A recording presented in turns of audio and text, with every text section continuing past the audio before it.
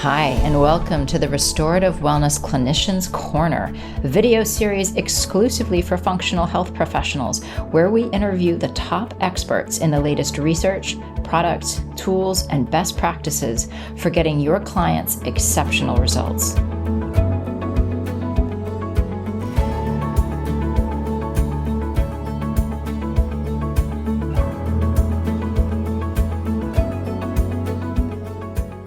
Hello, hello. Happy day, everybody. Today, we get to learn from Jodi Cohen, functional practitioner and the founder of Vibrant Blue Oils, which is my favorite essential oil company. Jodi and I do a deep dive into the connection between our sense of smell and our sense of safety or danger, and all the different mechanisms that underlie how we store trauma physiologically. And then on the flip side, how we can use essential oils as this powerful, if unlikely, tool for releasing that stored trauma. Jodi has some really fascinating theories on the connection between our vagus nerve, our fascia, the heart, and the brain, and then how we can support all these different organs and body systems using essential oils in a way that can help bring us a sense of safety. I am just so interested in this. I love essential oils and always feel like I don't quite know how to use them properly. So we got some great insights in here. It's a fantastic conversation, and I hope you enjoy it. Welcome, everybody. So great to see you here today for this episode of the Clinician's Corner. We have one of my dear friends, amazing practitioner, Jodi Sternoff Cohen.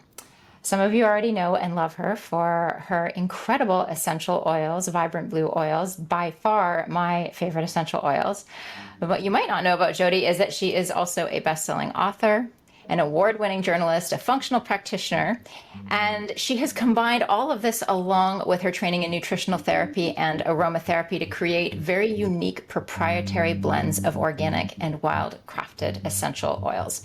She has helped over 50,000 clients from brain-related challenges, including anxiety, insomnia, and autoimmunity. Now, for the last 10 years, she has been lecturing all over the place at wellness centers, conferences, and corporations on brain health, essential oils, stress, and detoxification.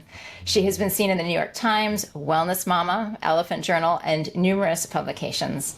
And her website, which is a treasure trove, is vibrantblueoils.com and is visited, no surprise, by over 300,000 natural health seekers every year. She has rapidly become a top resource for essential oils education on the internet today. And now Jodi, gosh, I was trying to think, Jodi, how long we have known each other. We have known each other for years.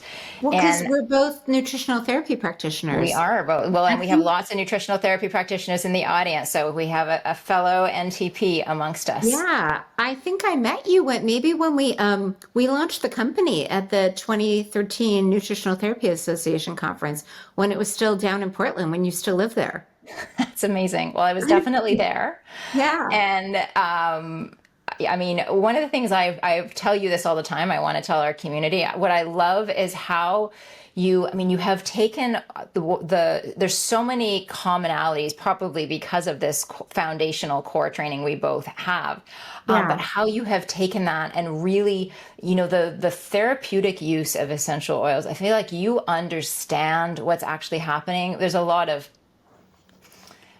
stuff out there on the interwebs, and that is definitely questionable. That is not the case in my experience of you, as your work is very deeply grounded in some of the latest and best research. And so I'm super, super excited for our conversation today. Thank you so much for joining us. Oh, yeah, no, you're one of my favorites.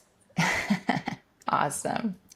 Well, for those who don't know you, can you share a little bit about your journey, what brought you to being interested in essential oils specifically, but even more targeted, what we're going to talk about now tonight, which is this concept of stored trauma and how this is a blocking factor to healing that can actually be resolved with oils. We're going to have the whole hour to unpack all of this, but what got you to even asking these questions? My mom used to say no one escapes, right? And I certainly haven't escaped, but it's interesting. One of my best friend from college, her husband, they were dropping off their daughter, and he was literally a car ran into the car behind him and crushed, amputated one leg immediately, the other leg immediately after. And she's like, she's the most hopeful, optimistic person. And what we were kind of talking about is that it's really interesting. Like sometimes life just flattens you and completely takes you in a direction you never wished for and you never wanted. And if you decide this is not the mountain I'm dying on, like this is not what I wanted, and yet I have to keep going because I love my children more than myself, or whatever your why is, then you get to figure out how do I survive this moment? And in that kind of unpacking of like, this is not going to kill me, and I'm a pretty happy person, so I'm going to find a way to be happy again. You learn tremendous things that you would not learn if everything was copacetic and fabulous. So my unique background, I was a journalism and poli-sci in college, went to work in the U.S. Senate after college, pre-internet. And so my job was basically, I worked for for Ted Kennedy on Health and Human Resources. And we'd have hearings like every week, sometimes 2 hearings a week. They'd dump a bunch of research papers on my desk, and I would have to kind of skim through them and find the highlights for the talking points for the senator. So I got incredibly good at like getting through research really, really quickly. And then I kind of realized that the Senate wasn't really about helping people, but making other people look bad. And I'm like, that's not what I want to do. So I went to work as a journalist, kind of covering politics. And I was quite good at dot connecting, at kind of saying like, I read this here, I read this other thing here, and I wonder how they're connected. And like, just kind of figuring out the story behind the story, what wasn't obvious. And then I went and got a business degree and was working at Microsoft, had baby number 1, super, super easy. I just foolishly assumed it was me. I was a great mom. Had number 2, 22 months later, totally different child, not easy. Really no impulse control. You know, I was taking all these parenting classes thinking that was the answer. Nothing worked. We would be like, look at my nose. And he was all over the place. And one day a friend noticed his behavior changed when he ate something and made this comment like, you should take him to a nutritionist. My brother was on Ritalin his whole life, and it turned out he was just allergic to weird foods. And I figured, well, I can do that. And that's how I found the Nutritional Therapy Association. The nutritionist told him to go off corn, soy, and dairy. And the next day he could look at our nose. And I thought, how did I not know this? Like, how did I not know how food impacted our personality and our ability to regulate? Everyone needs to know this. So I went and got a degree in nutritional therapy and was trying to help moms like me. And, you know, kids are picky. Max, at one point, I think I counted, I think I tried like 72 different kale recipes. He would not eat kale, but he never said no to oils. So I just kind of had them in the house because getting him to kind of wind down at night, like we used to joke he had to get as many words in as possible. And especially, you know, we'd be exhausted and he's like talking away. So oil on his feet helped him like chill out and sleep. So I just kind of had them in the house for that. And then his dad was bipolar and was, this is something else I learned. You can lead the horse to water. You can't make them drink. The more I tried to like help, the less he did. And it kind of got to the point where I really thought he was going to die on our watch. And so we moved him to a residential treatment facility. And once I knew he was safe and it wasn't my job to keep him safe, it was like I crossed the finish line for the 10-year marathon. And I have never had less energy. You know, I would get the kids up, make them breakfast, pack their lunch, take them to school, come home, set the alarm for 10 minutes before pickup, and sleep the day away. Yeah. And I kept trying things and it just wasn't helping. And so I finally realized like, okay, this is non-sustainable. And the doctors that I'm talking to, they're not hurting me, but it's not helping. Like, this is on me. I just have to figure it out. And so I was first, you know, supporting the adrenals, adaptogens, glandulars, everything. And it wasn't enough. And I'm like, maybe I need to go upstream. So I had done a yoga training. I knew enough about, you know, the autonomic nervous system is kind of what responds to danger. It supports your automatic functions, your respiratory rate, your heart rate, your ability to digest your food, detoxify, inflame, anti-inflame, all these things. And when it perceives danger, the sympathetic branch of your nervous system activates fight and flight and kind of keeps you in that survival mode. So blood is routed to your arms and your legs away from your core, and your adrenals are firing like those danger, danger signals. Yeah. And they keep firing even when the danger has passed if you stay in that sympathetic state. So I was super aware that I needed to activate my parasympathetic branch of my nervous system. And I was following all these really, really brilliant people, who had the right idea. They were explaining it right. But when they were kind of teaching you how to activate you activate your parasympathetic by stimulating your vagus nerve. Cranial nerve number 10, it kind of connects the brain to the body. It's the gut-brain axis. Starts at the base of the skull, splits, winds around, and is most accessible here, which is relevant, and I'll come back to later. But then innervates your throat, your heart, your lungs, every organ of digestion and detoxification. So deep breathing practices help you shift into parasympathetic.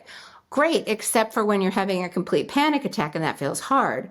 Jodi Sternoff, who I love and adore, was saying, gag yourself with a tongue depressor, splash your face with freezing water, all things that, there were days that actually walking up the stairs felt like a lot. Mm-hmm. The idea of doing that was just too much. So I kept looking for a better answer, and one day I found this research about stimulating the vagus nerve with a surgically implanted device right here. And for some reason, that was a dot connecting moment. I was like, stimulating, there are oils that are stimulatory. So I went in my little pantry and pulled out all my stimulatory oils and just kind of started playing. And when I put clove on, it took a while to sink in, which is why it's a blend, why it's clove and lime, because clove has medium molecules, lime has smaller molecules, and then adding fractionated coconut oil makes it quick acting. But all of a sudden, when you're drowning and learning to swim and you're like, oh, I got this. It hit so hard. And I was like, okay, this works for me. And then it was like, does this work for other people? And that's kind of how it got started. That's amazing. I love that story. And I love that oil. Before we got started, you guys, I was telling Jodi, I have 3 oils that I always have at my desk. And the number one, is parasympathetic, always. Also circulation and calm, but parasympathetic is my go-to, and pretty much every morning and multiple times through the day. As you're seeing, I have to do it now with you. I'm sorry, it's like Pavlovian. I'm watching you do it and I'm jealous. Yeah. I'm like, I know that feeling. I want that feeling. Yeah, just a little dab it's on that mastoid bone is incredible. Yeah. And I just, I'll explain kind of the evolution of the 10 milliliter bottles, but it just makes it easier. People are like, oh, too much comes out, not enough comes out. It's better portion control. I'd love to start, because this is a big conversation I want to have with you tonight. There's some new concepts that you're playing with that I think are going to be really fascinating to our audience. Can you first off and just explain the mechanisms of how smell will trigger the sense of either safety or danger? Because this is a really profound concept when we think of what state the body needs to be in order to heal. It's so interesting. Smell is like our most important and most underutilized sense. And it's interesting because so many of us, when we think of like the tools that are at our disposal, what are we working with? We're working with digestion, and food and remedies that you can digest. We're working with movement. We're working with supporting sleep, things that you can topically apply. We're not really thinking about smell. And what we don't realize, the reason that smell has direct access to the limbic system, it's anatomically located, the olfactory bulb and the limbic bulb are right next to each other. It's because it's so key to survival. We smell food. We smell water. We smell predator odor. Smell gives us, that sense, like kind of overrides and acts more quickly than anything else, because sometimes we have this amazing smell memory. Our amygdala is looking for familiarity. And so if we smell something, like for me, it's fresh cut grass, reminds me of summer camp, right? Or mothballs reminds me of my grandparents' apartment. It's so immediate. It's so, like, I can remember, the 1970 wallpaper and furniture. It's that vivid because it's so critical to our safety. And when we're, basically the very simplified version of this is that we're trying to send safety cues to our brain and our body. It's both top down and bottom up. And when the body and the brain are safe and in alignment, then it's like all systems are go. Everything is aligned and working. You're in flow state. It could not be better. You don't have that background anxiety. You don't have that background irritability, depression. You're just, as in homeostasis as you can be. Yeah. And so I believe, especially given kind of the state of the planet right now and how many people have anxiety or are just kind of not in that Zen state, using smell, in addition to everything else you're doing, it's not a magic bullet that replaces anything else. It's just one little, it's a micro adjustment that has a macro effect. I love it. I love it. So what then happens when the brain responds to that smell? You talk about the release of different hormones, different neurological chemicals. Can you explain a little bit about that process and then how we can influence it? Yeah, it's so interesting. My daughter in middle school had to find a Nobel laureate. And the Nobel laureate she found is a fellow Seattleite named Linda Buck, who did a lot of research on olfactory receptors. And she isolated the olfactory receptors that perceived predator odor. And then she took it one step further. Like, is there something that turns this off? And it turned out it was roses. So stopping to smell the roses is like incredibly powerful scientifically. So what it's doing is it's, like overriding. It works on a number of levels, but the simplest level is that the good outweighs the bad, right? Like when you're having a gratitude practice and you're thinking how grateful you are that you're healthy and how much you love your people and your animals and how it's a sunny day. Your brain can't multitask. You can't really feel grumpy and grateful at the same time. Same thing with smell. If you're smelling something beautiful like a rose and really inhaling that safety signal, it's not necessarily going to fear and danger at the same time. So it's just kind of sending a coherent signal into the brain. So then you mentioned a word I want to really dig into before we get there, because I want to talk about this whole concept of coherence, which you talk about quite a bit. So let's talk about stored trauma, because I feel like this is kind of this piece. One of the things that we talk about at Restorative Wellness Solutions in our training all the time is that our two main roles as functional practitioners are to, first of all, identify imbalances in the body and then bring the body back into balance so that it can do what it needs to do. And the second piece of that is identify what's blocking our body's innate ability to heal.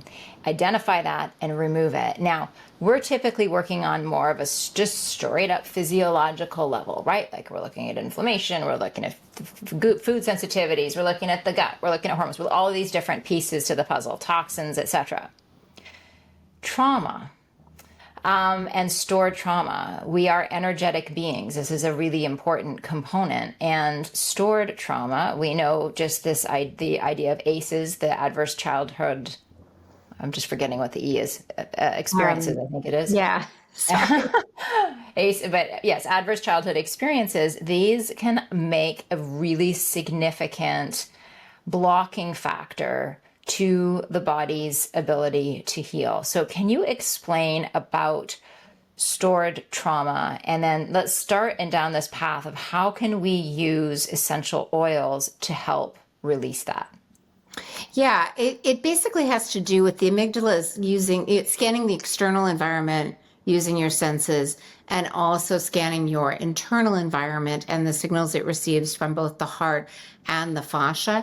And before I really delve into that, I just want to share, I started this company in 2012. I've been using Parasympathetic and it's amazing. Like I'm queen of anxiety and it's gotten much better. Like I don't have panic attacks anymore. I'm much more regulated, but there was always kind of that background noise, that static of anxiousness.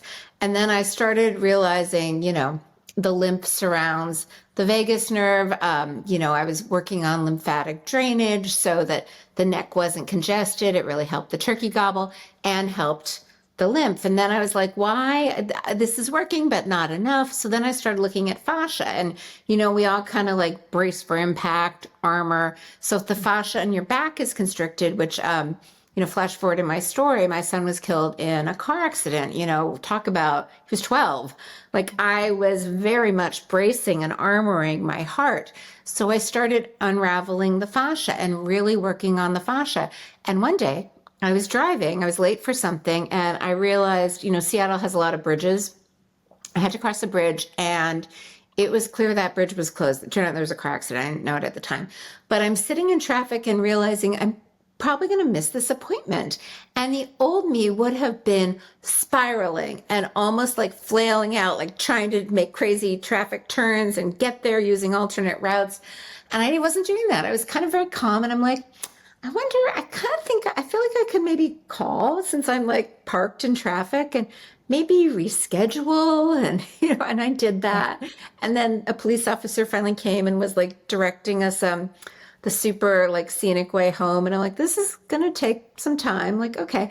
I got home, and it was basically an hour and a half of just driving and going nowhere.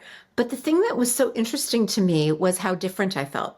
How there wasn't this like constant panic in the background. It was me feeling like, this isn't ideal, and yet I can totally deal with it. And I made really kind of clear, thoughtful choices. And so then I was like, what am I doing right? Like, how is it that, the parasympathetic was a great Band-Aid, but I feel like I actually fixed the root cause? What was I doing? And so I really thought about it. And this is where I kind of delved into coherence. I've long been a fan of heart math, which talks about heart coherence. And Roland McCready, who's the research director, explains this much more eloquently than I can. But what he's saying is that, your amygdala is really like always scouting for danger. You're taking a walk in the woods, and it looks, and it's like, oh my God, that's a snake. And then your prefrontal cortex, which is the check and balance, weighs in and says, no, it's a stick, you're good. But, some people, when they have multi-chemical sensitivities, that's called amygdala hijacked or maladaption. And it thinks that every stick is a snake. And so you're reacting to every food, every scent, every, like the EMFs, everything. And so what you need to do is retrain your limbic system. And so we created, actually, it's called Limbic Reset. I'll bring it to you in Scottsdale, but it's a lot of hot oils that are high in sesquiterpene, which is kind of a chemical constituent that's known to help calm the amygdala and reset the brain. So I started playing with that.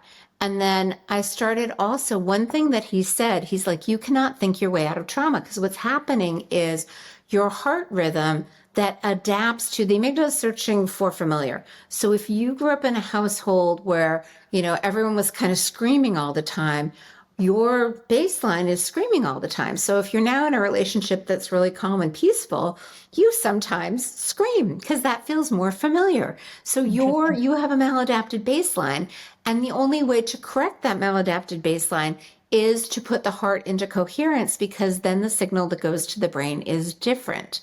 And I was like, oh, that makes sense, because, I have a heart blend that I just really like, and I do yoga, and I put it here, and it helps me like open my heart. Or I put it, Elisa Song taught me this point that she uses a lot with kids.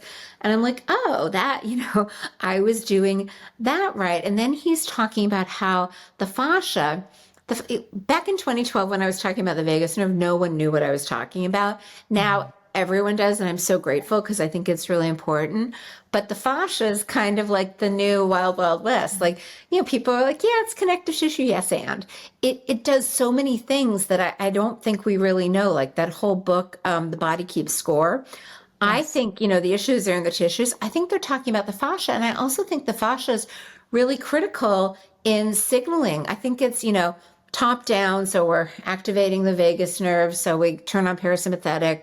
We're inhaling to turn on limbic, but then we also need to make sure that the signals from the body are safety signals. And I have found, me personally, that when I use coherence, there's this principle of entrainment that I'll explain that kind of talks about how oils can bring you into coherence.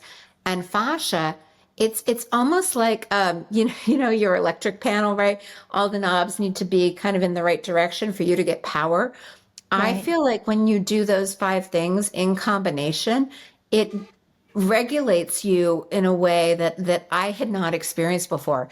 And it's really amazing. Like, just, things are so much easier when you're not having anxiety and panic attacks. So Let's that's walk through those five things. This is brilliant. And I wanted to just slow down for a sec because you've just given us so much great information. Can we walk through the yeah, five things so of everybody course. really understands the different pieces of this puzzle? Absolutely. And we're coming out with this new emotional detox kit. So the five things that I do in combination, limbic reset, and you can smell it. You can topically apply it. It's really interesting. Dr. Schaffner works with me and kind of tests everything for me. The forehead is kind of where you test emotions, and when we used to do all the gosh, what was it called in the nutritional therapy where we'd kind of Oh, the functional palpate, assessment, the yeah, the lingual neural palpations. testing. You could test the vagus nerve or kind of emotions. If it was emotions that were throwing you off, having someone put their hand on their forehead, because this is kind of the emotional center. So this is really good to just kind of help reset the limbic system, the amygdala, and then parasympathetic on the vagus nerve, or all of these can go on the bottom of the foot. We joke that if you're married to someone that doesn't like smell, just put it on the bottom of your foot and wear socks. And we have a foot chart that shows you exactly where. So those are the two top down ones that I'm using.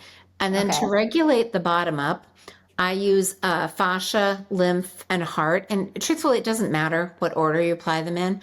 I love heart. I just love the way it smells. Yeah. So I almost wear that like perfume. Or people are so funny. They'll come over and they're like, "Your house smells so good." And I'm like, "Yeah, it's the heart blend." So just applying over the heart or on the heart point on the wrist. And then lymph, I've been really religious about, I think since COVID, everyone's kind of circulation is less efficient. And so that impacts lymph. So I've just been doing this kind of as a force of habit. And there are many ways that you can activate your lymph. I like Perry Nickerson, Stop Chasing Pain. He has kind of a big six that he talks about. I find those are the great points in the right sequence. So clavicles first, because this is where everything flows. And I don't want you to get too hung up on like the pressure and am I doing it right? Am I doing it wrong? Even just applying an oil is great. Don't worry about doing it right or wrong. It's kind of like, when your kid's little and you put the diaper on, did you do it right? Whatever, it's Right? working. It catches the poop. We're all good. Exactly. Sides of the neck, under the arms, on the gut. Actually, that's really great for gut inflammation too. I like to do it clockwise. And Mhm. sometimes in the navel. I sometimes put it in the belly button as I sleep because I feel like, that unravels. And then inguinal bikini line and behind the knee. And then fascia is my absolute favorite because I really need it. Anyone that I'm actually working on a blog for next week about armoring and all the places that we hold tension. My joke with this one is this is the easy one to apply. Anything that hurts, put it on anything that hurts. I went on Right. this crazy hike the other day, and as I was coming down the mountain, I'm like, my knee actually really hurts. And I put it on, and my knee didn't hurt anymore. So So it just interesting. kind of instantly releases things, including, emotional baggage. Okay. This is fantastic. So also just a little side note, totally personal, selfish side note. I just injured my knee at the gym 10 days ago. So you will experience me on crutches in the next couple of days when I see you. Ooh. But yeah, I looks like I've torn a few ligaments and I dislocated my kneecap. It wasn't a lot of fun, but with this fascia, I was thinking about this as I was thinking about fascia in preparation for our conversation today. I was thinking about I can notice right now when we're injured, right? You can feel the connective tissue because, yes, it's just around my knee that is the acute injury point, but I am feeling impacts of that all the way down to my feet, all the way up through my hip. I've Yeah. noticed feeling things in all the different compensatory mechanisms. But if we think about the fact, I like your point that we think of this as, oh, this is just connective tissue. But you point out in one of the pieces I read that there's communication networks in there, and we're storing. You're talking about the protective mechanisms in here.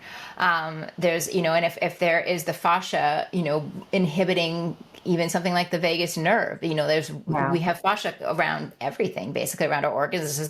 This is the principle for visceral manipulation. I'm a big fan of visceral manipulation work.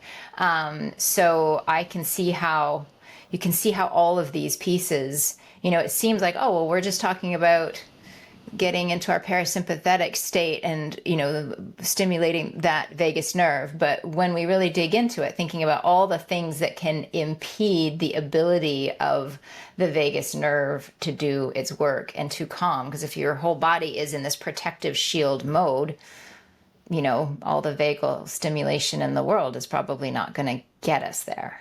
Well, the other thing with kind of suppressed emotions, so many of us grew up in households where like maybe we weren't allowed to get angry, or, we weren't allowed to get sad, like suck it up, buttercup, or we were guilted or shamed or blamed for things that other people didn't want to take responsibility for.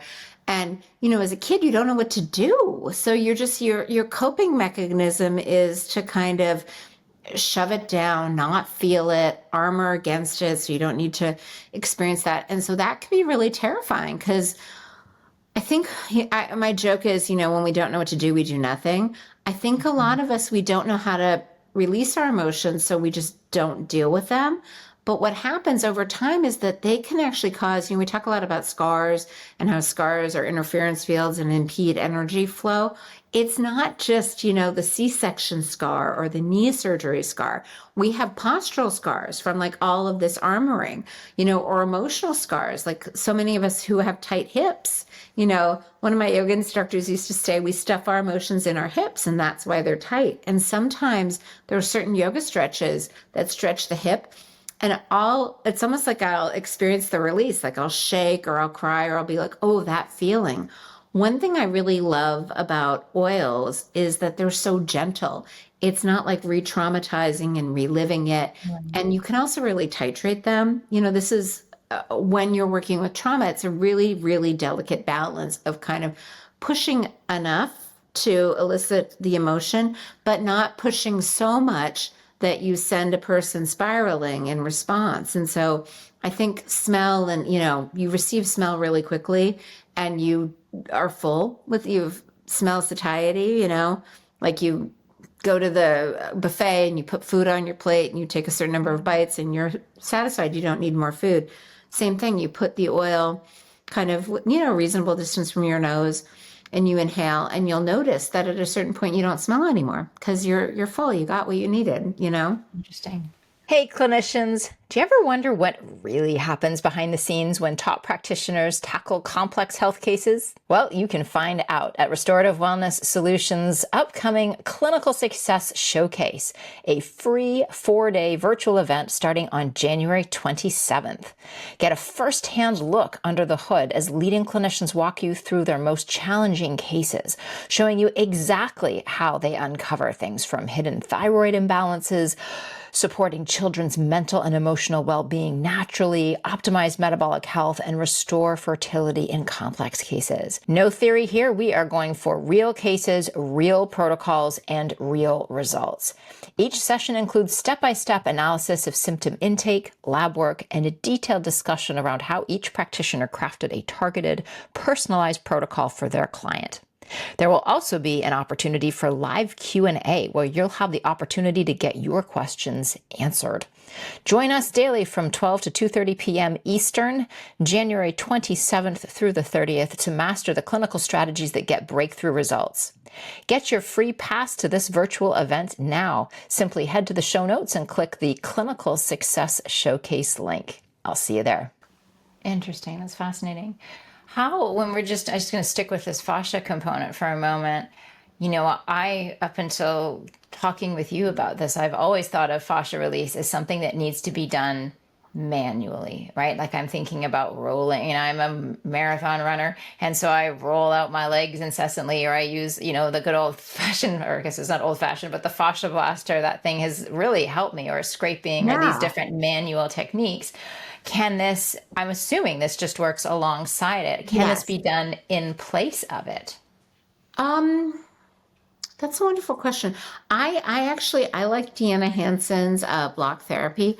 I think it's something in combination. I'm ever so slightly lazy, so I do yoga. Um, I think in combination it is probably more effective. I Yeah. think in place of also works. I think it does slightly different things because I think the um, the fascia blaster really addressed the physical. Yeah. What I really tried to do with the fascia release formula is a combination of emotional release and physical release, like things Oh, that kind of heat and cause movement, but also are very gentle and emotionally supportive. yeah. Um, I do have a wonderful fascia therapist, and it's fascinating to me because one thing I've kind of learned from her is, she'll do something and she's like, your body doesn't want to move any further. And so it's almost like a three-legged race, right? You can manipulate the physical, but then you have to release the emotional in order to take the next step. And so when she bumps into that, we've been topically applying the oil, either the heart oil or the fascia oil, because a lot of my stuff has to do with, heart pain that I'm holding on to. And suddenly it'll open up and we'll be able to move further. So I'm a big fan of, complementary therapies and combining things. Mm, And I don't believe that there's any one magic bullet, maybe sleep. If you don't sleep, that's yeah. kind of a Right. problem. But other than that, Right. I think everything can kind of be done in combination. I want to dig a little deeper into this conversation and concept of coherence. Okay. I've heard of coherence when we think about it, and I know I'm not intimately familiar with heart math, but I'm aware of it enough. This idea of coherence in the fascia, and then this idea of coherence kind of across these different components of the body. Can you talk a little bit more about that in terms of what that means, and also how do we know if we are in or out of coherence? I think of it as being very similar to homeostasis, kind of like the best possible balance. And I think you can know based on your mood. Like if you feel pretty good and you're in a good mood, and I think the idea, it kind of gets into this principle of entrainment that, like say you're having a really bad, like my daughter was having a really bad day, right? So what does she do? She calls me, she like vomits up everything that happened that makes her feel bad, all of her feelings. I kind of diffuse that and then lift her up. So I'm high vibe, she's not vibing at that place. And then the idea of entrainment is this idea that we entrain. When you're talking to somebody, you match where they're at. So if they're in a great mood, sometimes they lift you up. If they're in a rotten mood, sometimes they bring you down. But oils, since they're so high vibe, like there's a reason we have flowers in our house because Right. it's pretty and it makes us happy. There's a reason we have all like puppies. There are certain things that always seem to lift us up. And so the nice thing about oils, even crystals, like, humans, we're all over the place. We could be having a great day, and sometimes we walk into someone's house and see something on the news, and all of a sudden it's like, oh my God, that's horrible. Like it's amazing how quickly we flip flop. Mhm. Plants don't flip flop that quickly, and rocks certainly don't. They stay slow and steady. And so the more we have them in our space, the more they lift us up so we match where they're at. We kind of resonate with them. And there's also that idea of dissonance. So, like, our anti inflammatory blend helps to cancel out things that are negative. Okay, interesting. And so we can experience that not only in terms of mood, but you're suggesting that we can actually have that coherence that resonates through us at a physiological level, right? Like not Yeah, just like the not just think of a the yoga emotion. class. Like, Hmm. have you ever in Shavasana thought, I feel worse than I did when I Hmm. started? You're basically you're flowing, you're releasing, but you're in training with everyone in the room. And it's almost, or I think this is why church, is really powerful because you're Yeah. all kind of elevating each other. Right. What is that? Right. The circle of 12. There's so many things that are kind of groups where they elevate you. So The idea of coherence is really kind of, it's almost like we're booting to factory settings. I think there's all kind of a frequency that we're supposed to live within. And, and things can really pull us out. I mean, you and I are runners. Like, I actually think that's what a runner's high is. You know, you Yeah. feel, oh my God, great. It's Yeah. amazing. It's addicting, you know? And I think that's like your body's moving in a very healthy way and it feels fabulous. Right. I love it. I love it. So we're here talking to a group of clinicians who are going to be thinking through the perspective of how do we take this and apply this Right. in our practice. Right. So just putting on that lens for a moment, when should practitioners be thinking about using these tools and integrating them with other modalities that they're using? Is this something that everybody can benefit from? Are there certain times and places and cues that we're looking for when we're having conversations with clients that can indicate that this is something that that particular client would specifically benefit from? So what kind of things are we looking for here? Absolutely. I mean, I think everyone can benefit. I think the clues are I'm doing everything you're telling me. And, you know, when clients are saying, I'm doing everything you're telling me, and I'm not quite seeing the results I want to see. Or they're telling you, gosh, I'm so anxious and overwhelmed. I mean to take my supplements, but sometimes I forget, or, you know, I just can't remember to eat at these times. Like they can't actually execute your protocol Right. because they're so overwhelmed or anxious or distracted that they're not able to be coherent. Anyone who has really had past trauma, or I think it's really, I mean, it seems to me that a lot of autoimmune conditions, Lyme, certain chronic illnesses often have an emotional component. Yeah. 100%. And I would imagine I notice here, so one in our audience, Amanda shares, she says, this topic is huge. I only recently learned about stored trauma after being diagnosed with stage 4 breast cancer. So Amanda, so sorry to hear that. And right in there will be a big trauma, just receiving a major medical diagnosis like that. And she shares that she's on a true healing journey and is making progress due to learning about and healing stored trauma alongside the natural therapies, which I think is a really beautiful, important, and powerful example of, just the experience of being unwell or having a heavy diagnosis like that, and really needing to bring everything on board. I think of the more severe autoimmune. I think a lot of these things. I've had some of my own dances with various health issues this summer, in a whole new way, and I'm really looking at those underlying pieces. We spend a lot of time working on the physical and the physiological, and of course it makes all of the sense in the world to work there.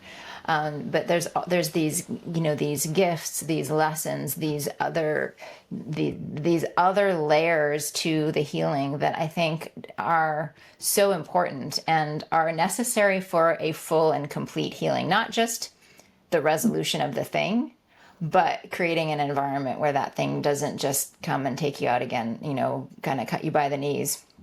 Haha. um,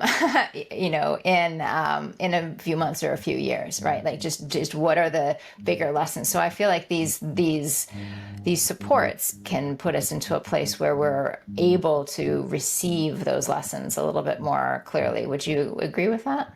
Oh, 100%. And just acknowledging the breast cancer. I mean, lymph flow can be helpful. The heart blend is really good, and then also the lung blend is great for grief. And it sounds like you're doing amazing things. If that's something you would like to try as an adjunct, that might be of interest. Absolutely. Jaden's also sharing here the Oura Ring can tell one's coherence level during sleep by measuring heart rate variability. So absolutely, any of those tools can be very helpful. Donna has a question here. How do you work with someone who believes she's chemically sensitive to essential oils? Oh, this is a great question. Is it the oil or the situation that has created the sensitivity? She's a teacher, and the children in her classes are not allowed to come to class with the smell of oils, particularly lavender.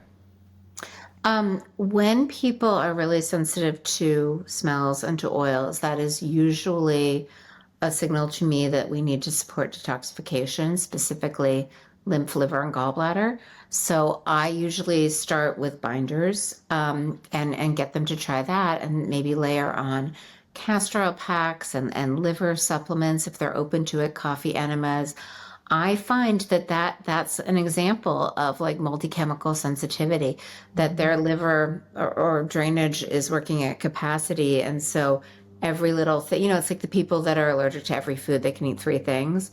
It's just a capacity issue.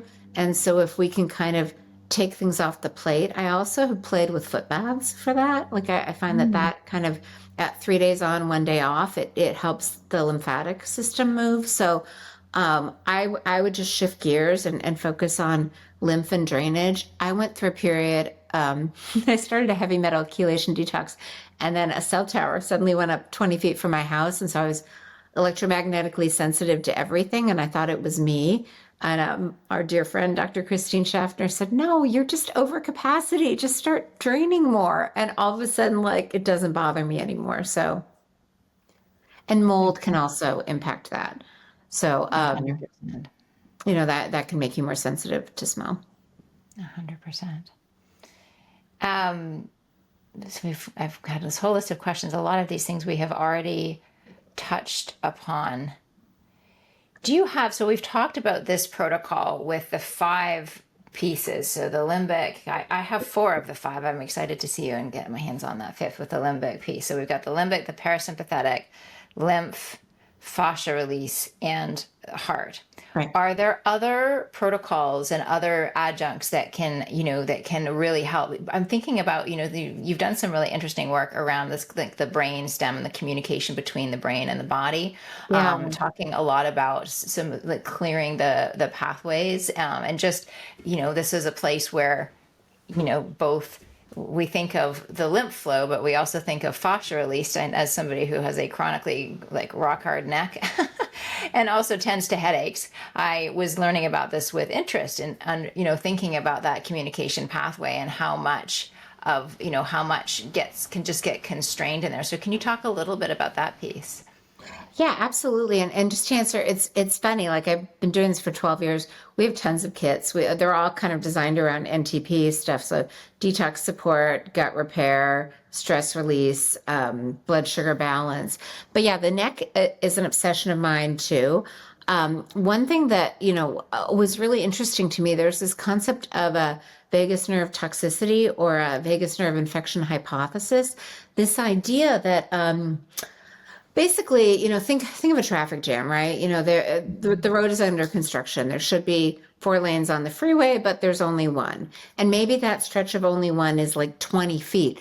But what happens is because the cars have to narrow and then go through that narrow passageway, there's a backup of traffic, like a mile or so. So now imagine that there's a traffic jam in your neck. All of the lymph needs to drain through these nodes here. And what's interesting is that 1/3 of our lymph nodes are concentrated in the neck. And so if there's congestion here, there's backup, and our garbage cleaning system in the brain, it's called the lymphatic system. And it's almost like a car wash. Your brain kind of shrinks at night and it's flooded with cleaning fluid and metabolic waste, and toxins are drained down the neck, except if there's a bottleneck and then the fluid doesn't drain, it backs up and, the immune system turns on and responds to these toxins in the brain. So anything you can do, and it's even like, people make it really complicated, and I almost equate it to like you have a tangle in your hair. You're not going to go to the hair professional. You're just going to kind of figure out how to work it out, and you trust your ability to find knots and tangles. Same way, you can trust your ability. You start to feel tissue it's like wood, it either goes this way or this way, and you can start to feel, it either feels tender or you feel a little bit of, an adhesion. And that's okay. Like you can just put the oil on it, you can gently work it out, and you can honestly, I think, feel when it's congested and when it's open. And this is step 1. I do think that sequence is important, making sure that you open the big exit route first, and then gently opening the neck and the jawline. And what's interesting is, we know there are tons of toxins in our mouth, right? And our gums, they get inflamed. The exit route is along the trigeminal nerve, and then it intersects with the vagus nerve. So if the toxins are backed up and sitting too long, toxins have a really high affinity for nerves. So this point becomes a bit of a traffic jam, and that means that the vagus nerve isn't signaling properly. So Dr. Christine Schaffner found that like 90% of her chronically ill patients, all of the ones with autoimmune, with Lyme, the problem was the vagus nerve wasn't signaling because they had other issues going on. So in addition to supporting vagus nerve signaling, she started to work with this Dr. Marco Ruggiero, who was taking sonogram photos, just like you do for the fetus, and looking at the neck. And he could literally see the lymph is congested. It's bumping into the vagus nerve. I just flew home last night from something and I changed planes. So I was on the middle seat between two linebackers. It was super fun. I couldn't even turn the pages of my book because I was compressed and congested. If the vagus nerve is compressed and congested, it's not signaling as well. So if we open the drainage pathway so the fluid can flow and it's not backed up, suddenly there's more space for the vagus nerve to function. Same thing with the fascial adhesions. If you're bracing for impact and, the danger has passed, but you're still in that kind of armored state. Even anything you do is good. Anything is better than nothing. Deanna Hansen Block Therapy, she has a free thing where she teaches you how to roll up a towel, moving your body, go to yoga. I love our blend because I think it sends signals to kind of topically release, but anything you can do to open this neck, the neck is so underutilized. It's basically the highway between the brain and the body. So things need to pass through the neck. The good things need to get in, the oxygen and the nutrients, and the waste needs to get out. And if it's congested, the good things aren't getting in, the bad things aren't getting out. Is there a best time of day to do this, and how many times a day? I think here's what I really think. I like to tie things to other habits, like atomic habits. So I just tell people, if you're trying to remember, leave it by your toothbrush. Like most people automatically know to brush their teeth first thing in the morning and before bed. So that just makes it easy, especially if you are busy or you're working or you have kids. It kind of gives you a structure. What I've also found, me personally, is that now that I know it's kind of like instant pain relief, like I don't leave home without it. I have it with me always. So, my knee hurts. I'm like, oh, better. It's like boo-boo cream, but for yourself. Right. Boo-boo cream, but for yourself. That's awesome. Yeah. That's awesome. Is there anybody who shouldn't use this? Like, is there any contraindications? I really try. I think let's be honest. If you're just smelling it and topically applying it, it's really hard to hurt yourself. I do occasionally have people who say like, oh, I'm allergic to coconut. Should I not use it? No, it has coconut oil. I'm allergic to grapefruit. Like I err on the side of caution. So if you're allergic to one of the ingredients, maybe it's not your thing, or even the example of the woman who was sensitive to lavender. I wouldn't tell anyone who tells me they don't like scent to use it. Like I think there are many ways to do things. And if you're scent sensitive, this maybe isn't your cup of tea. That's super fine. There are lots of things that work. Right. Yeah, that's good. Very practical advice there. Very practical advice. So for clinicians who want to use this with their clients, is there ways to tell us a little bit about how they can access the oils? Do you drop ship? Walk us through some of the just basic mechanics for people who want to add this into their practice. We do have a practitioner program. It's a 40% discount, and you can either order at wholesale prices or we will drop ship to your clients. We have a lot of resources, a lot of the things I mentioned that you can share with your clients to just make it easier to communicate how it works and what's happening. That's wonderful. And in terms of resources, I know that anytime I have ordered, you send these really helpful cards that kind of help map out the ideal places to put it, because that's not something that everyone here would be familiar with. And that comes with every order. And there's, as I said, that vibrantblueoils.com, there's so many great articles in there. That is something, it is a treasure trove. You can spend a lot of time digging into that. You've done a fantastic job. There's some websites out there that are they just go surface level. You absolutely don't go surface level. And I will just want to say to anybody in the audience, if you want to do a deep dive into any of these topics, you can get quite lost in there, and there's some great information in there. My last question for you is, actually, for the practitioners who want to set up practitioner accounts, do they just go to vibrantblueoils.com? Yeah, and then you as a I think practitioner. under about and definitely at the bottom of the page, it says Okay. practitioner. There's a link where you just Okay. fill out a Perfect. form and we Perfect. set you up. Perfect. And then you have this new the emotional detox kit. Is that hasn't come out yet, but it is No, coming out on we're gonna launch it. I think within the month, and we're doing kind of a little, very affordable training. Actually, I think the plan is to you can just get the training, or if you want to get the training in the oils, it's like cheaper than what the oils would be on their own. But yeah, what I'm I'm just going really to excited. ask. Go ahead. No, continue. Oh no, I just it's so nice to like. I love not being anxious all the time, and I love like not being in pain. Like it, I'm so excited that at 55 I feel better than I did at 50, and I'm like, where else can Right. I go with this? So I'm really excited about what I'm experiencing with myself and with other people. That's wonderful. Um, this podcast, in terms of the actual recording, we have a handful of people here listening live, but it's going to be released past a month. So I would love for you to circle back with us, and we can include links to Oh, that, because I know really? there's going to be a lot of people who are really interested in this emotional detox kit. I think it's such it's such an interesting concept.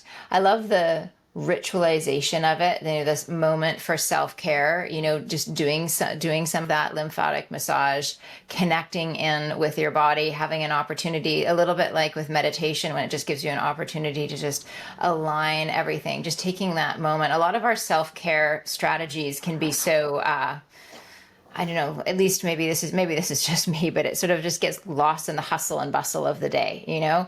I'm just like rushing to take the supplements and do this and do that, but actually stopping and like touching ourselves in a way that is nurturing and to support that healing and doing this. I think it's a really beautiful ritual that can really complement the rest of what we do as practitioners. So thank you for this. Oh, thank you. Where can people find you other than vibrantblueoils.com? Are there other places you'd like to invite people to connect with you? Um, you're welcome to, we're on Facebook, we're on Instagram. I guess we're now on TikTok. Woo. And then I know, right? My daughter's friend set me up. I have a book that kind of talks about Oh, some of this essential oils to boost the brain and heal the body that wonderful. Random House published it, so you can get it everywhere books are sold. Excellent. Congratulations. That's wonderful. That's Thank wonderful. you. Well, thank you so much for spending time with us tonight. And for those of you who are watching live, definitely go check out Jodi's stuff. And those of you who are listening to the recording, we'll have links to all of these juicy goodies below. So thank you so much, everyone. Have a wonderful night. Have a wonderful night.